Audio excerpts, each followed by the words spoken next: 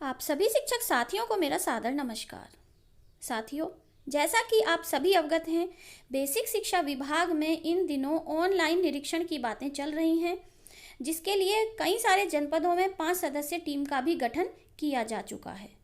कुछ जनपदों में ऑनलाइन निरीक्षण 1-2 जगह पर हो चुका है, जिससे संबंधित वीडियो भी वायरल हुई है। उसमें जो प्रश्न पूछे गए हैं, उस तरह की चीज़ को देखते हुए ही कुछ प्रश्नों की यहाँ श्रृंखला बनाई गई है, जो कि बेसिक शिक्षा विभाग में जो इन दिनों गतिविधियाँ चल रही हैं उनसे संबंधित बहुत ही महत्वपूर्ण प्रश्न हैं ये, जो आप सभी को पता होने चाहिए। तो ये प्रश्न ऐसे हैं जो आगामी निरीक्षण में पूछे जा सकते हैं। तो आज हम इन्हीं प्रश्नों के बारे में आपके लिए वीडियो लेकर आए हैं। तो देखिए किस तरह के प्रश्न जो आपसे इस समय पूछे जा सकते हैं निरीक्षण के दौरान। जैसे कि भाषा में कुल कितने कालांश हैं, उनका नाम बताइए।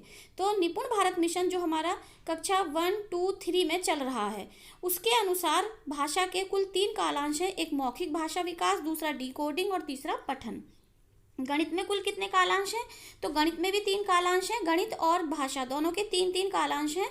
इसमें से एक कालांश है आपका सह पाठ्योत्तर सहगामी गतिविधियों का, और एक जो कालांश है 8th, वो आपका होता है जो संबंधित जैसे इंग्लिश, संस्कृत और हमारा परिवेश से संबंधित। तो गणित के जो 3 कालांश हैं उनमें पहला है शिक्षण गतिविधि, दूसरा है अभ्यास कार्यपत्रक और तीसरा है अभ्यास कार्य। भाषा व गणित में कितने कितने ट्रैकर हैं? तो भाषा और गणित में 4 ट्रैकर हैं। पहला है सावधिक आकलन ट्रैकर, दूसरा साप्ताहिक, तीसरा है वार्षिक और चौथा है कार्यपुस्तिका ट्रैकर। ये सब आपको आपकी आधारशिला क्रियान्वयन संदर्शिका में मिल जाएंगे। आधारशिला संदर्शिका में कुल कितने दिन का शिक्षण चक्र है? तो ये कुल 50 दिन का शिक्षण चक्र है। भाषा में साप्ताहिक आकलन किस दिन करेंगे? भाषा में जो साप्ताहिक आकलन होगा वो 6ठे दिन होगा, जबकि जो गणित में साप्ताहिक आकलन है वो 5वें दिन होगा। गणित में साप्ताहिक आकलन 5वें दिन करके हम 6ठे दिन रेमेडियल गतिविधि कराएंगे, यानी कि जो बच्चे साप्ताहिक आकलन में अच्छी परफॉर्मेंस नहीं करेंगे उनके लिए 6ठे दिन रेमेडियल गतिविधि कराई जाएगी। भाषा में शाब्दिक आकलन किस सप्ताह में करेंगे? तो भाषा का शाब्दिक आकलन होगा 9वें और 18वें सप्ताह में, जबकि गणित का शाब्दिक आकलन होगा 11वें और 22वें सप्ताह में। भाषा में बच्चों का समूह कैसे बनाएंगे? भाषा में बच्चों का समूह बनाएंगे मैंने सीख लिया के आधार पर 2 समूह में, यानी कि मैंने सीख लिया कार्यपत्रक पर कार्य करेंगे। अगर बच्चों ने उसमें से 50% से कम प्रश्नों के उत्तर दिए हैं तो उनका एक अलग ग्रुप बनाएंगे, और जिन बच्चों ने 50% से ज़्यादा प्रश्नों के उत्तर दिए उनका ग्रुप अलग बनाएंगे, यानी कुल 2 ग्रुप बनाए जाएंगे। गणित में बच्चों का समूह कैसे बनाएंगे? तो गणित में बच्चों का समूह बनाएंगे हम समेकन गतिविधि मैंने सीख लिया कार्यपत्रक के आधार पर। भाषा व गणित में उपचारात्मक शिक्षण व साप्ताहिक अभ्यास किस दिन करेंगे? तो भाषा और गणित में जो रेमेडियल टीचिंग है और साप्ताहिक अभ्यास है वो 6वें दिन समूह बनाकर किया जाएगा। स्कूल रेडीनेस में कितने सप्ताह का कार्यक्रम है? तो ये 12 सप्ताह का कार्यक्रम आया था पिछले सत्र में, और इस सत्र में अभी तक 8 सप्ताह का कार्यक्रम आया है। स्कूल रेडीनेस में विद्यालय को कौन कौन सी सामग्री मिली है या फिर मिलेगी? तो ये स्कूल रेडीनेस की सामग्री लगभग मिल चुकी है। पहली है इसमें चेक किट, दूसरी है बिग बुक, तीसरी है पोस्टर कहानी, चित्र कहानी और गणित किट। स्कूल रेडीनेस के क्लास में कितने कोने बनेंगे? देखिए बहुत इंपॉर्टेंट प्रश्न है। स्कूल रेडीनेस की जो क्लास 1 होगी उसमें 4 कोने बनेंगे।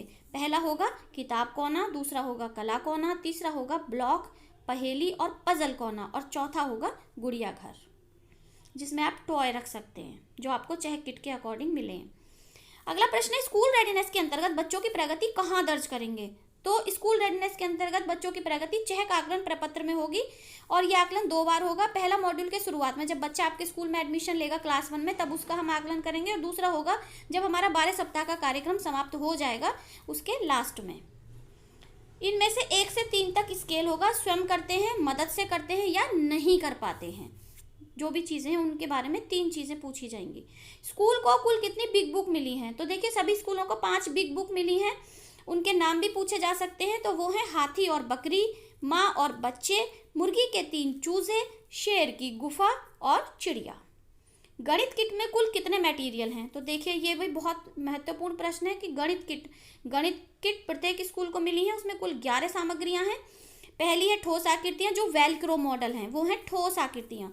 दूसरी है टाइल्स, तीसरा है स्टैंपिंग पात्र और स्टैंपिंग पैड, चौथा है खेल मुद्रा, 5वां है डोमिनो कार्ड संख्या, 6ठा है संख्या कार्ड, 7वां है ब्लॉक्स, 8वां है पासे, 9वां है स्थानीय मान कार्ड, 10वीं है घड़ी और 11वीं है डोरी।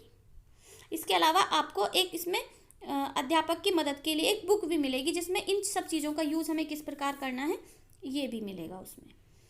वर्तमान सत्र यानी 2023-24 में कौन कौन सी सामग्री स्कूल को मिली है? तो देखिए इस सत्र के लिए हमें बिग बुक, चहक किट, पोस्टर कहानी, गणित किट, आधारशिला क्रियान्वयन संदर्शिका, किताबें और कार्य पुस्तिकाएं मिली हैं। निपुण तालिका को किस प्रकार अपडेट करना है? तो देखिए निपुण तालिका में जहाँ स्टूडेंट का नाम लिखा है वहाँ पे स्टूडेंट का नाम लिखेंगे और जब वो बच्चा दी हुई दक्षताओं को जिस तारीख में प्राप्त कर ले तो उस दक्षता के सामने सही का निशान लगाकर तारीख लिख दें कि ये वाली दक्षता बच्चे ने इस तारीख को प्राप्त कर ली है। इसके अलावा एक प्रश्न ये भी पूछा जा सकता है कि आपके विद्यालय में कुल कितने बच्चे निपुण हो गए हैं? तो ये आप भली भांति जानते हैं कि आपके विद्यालय के कुल कितने बच्चे निपुण हैं। प्रश्न आपको अच्छे लगे हो, वीडियो अच्छी लगी हो तो कृपया से ज़्यादा शिक्षक साथियों तक पहुंचाएं और अगर चैनल पर आए हैं पहली बार तो कृपया कर लें चैनल को सब्सक्राइब। धन्यवाद।